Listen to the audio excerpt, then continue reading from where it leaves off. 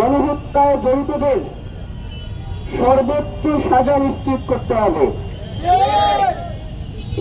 যারা এই গণহত্যায় অংশগ্রহণ করেছে তারা যদি এই মুহূর্তে পলাতক থেকে থাকে তাদেরকে দেশে ফিরিয়ে এনে অতি দ্রুত বিচারের মুখোমুখি করতে হবে।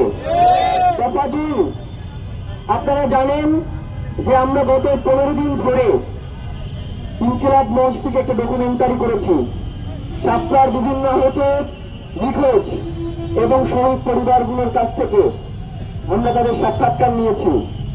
তারা জানিয়েছে শাপলায় যারা শহীদ হয়েছে তাদের ব্যাপারে রাষ্ট্র অন্তর্বর্তীকালীন সরকারের সময়ে সামান্য কিছু আর্থিক সহযোগিতা করলেও তাদের পুনর্বাসনের ব্যাপারে রাষ্ট্র কোনো ধরনের পদক্ষেপ গ্রহণ করে নাই।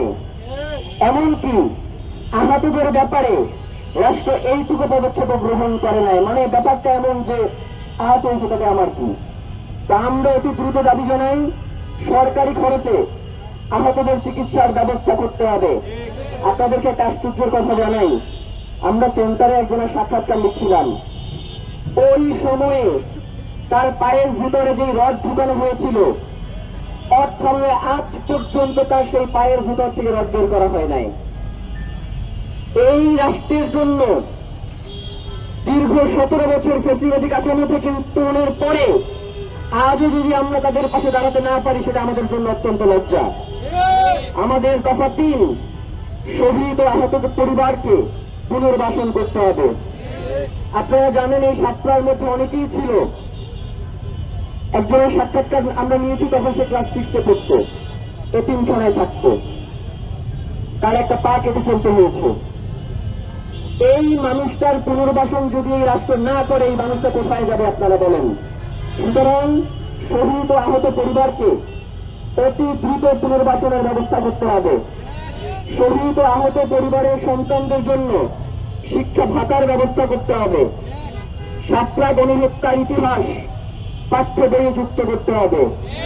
দেখেন, ইতিহাস থেকে এই যে বর্বরতম হত্যাকাণ্ডগুলোকে নাই করে দেওয়া হয়, ভাবকারে এমন যেন কিছুই হয় নাই। দেখেন, আজাদী একদিনে আসে নাই, জুলাই বাংলাদেশে একদিনে আসে নাই। শাপলা, পিলখানা, মোদী বিরোধী আন্দোলন, নিরাপদ সড়ক আন্দোলন থেকে শুরু করে প্রত্যেকটা গণতান্ত্রিক আন্দোলনের মধ্য দিয়ে কিন্তু এই বাংলার জমিনে জুলাই এসেছিল। সুতরাং এর কোনো একটাকে অস্বীকার করা মানে হচ্ছে জুলাইয়ের যে স্পিরিট সেটাকে নাই করে দেয়া।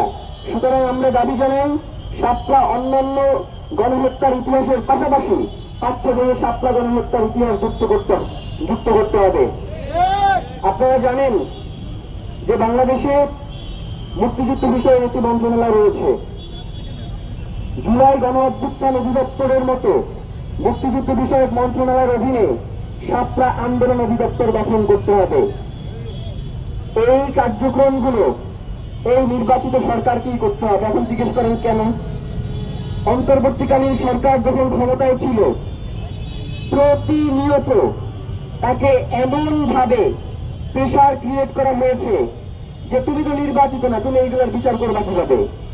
তুমি তো নির্বাচিত না, তাহলে তুমি এই কমিশন গঠন করে কি করবা? তুমি তো নির্বাচিত না, তুমি এইটা কেন করতেছো? তুমি নির্বাচিত না, তুমি ওইটা কেন করতেছো?